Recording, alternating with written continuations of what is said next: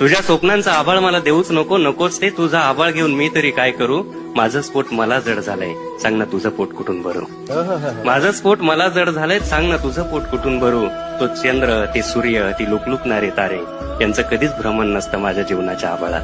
माझं जीवन म्हणजे नुसतंच अंधाराला वाहिलेलं. सरणावर लाकडं कमी पडलेत म्हणून थोडंसं जळायचं राहिलेलं. रात्रीच पावसाची पहिली सर कोसळली, आईनं सारवलेल्या भुईचे पोपडे निघालेत. कारव्यांच्या कुडांवरची माती सुद्धा ओली होऊन सकाळपर्यंत गळून जाईल. माझं घरटं भर पावसात पावसानं जळून जाईल. तू म्हणशील हा अजूनही थोडा वेडा थोडा खुळा आहे. तू म्हणशील हा अजूनही थोडा वेडा थोडा खुळा आहे. पावसानं कुठं घर जळतात का?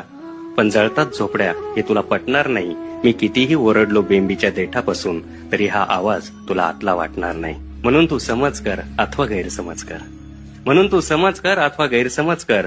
तुझ्या स्वप्नांचा आभाळ मला देऊच नको, नकोच ते पेलावणारच नाही. तुझ्या स्वप्नांचा आभाळ मला देऊच नको, नकोच ते पेलावणारच नाही. त्यापेक्षा ते एखाद्या उंच झाडावरती टांग. त्यापेक्षा ते एखाद्या उंच झाडावरती टांग. कारण माझ्या आयुष्यात सगळ्याच रक्ताळलेल्या वाटा आणि पावला पावलावर स्मशानाकडे जाणारे फाटे आहे. कारण माझ्या आयुष्यात सगळ्याच रक्ताळलेल्या वाटा आणि पावला पावलावर स्मशानाकडे जाणारे फाटे आहे.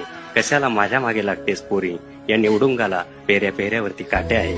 या निवडुंगाला पेऱ्या पेऱ्यावरती काटे.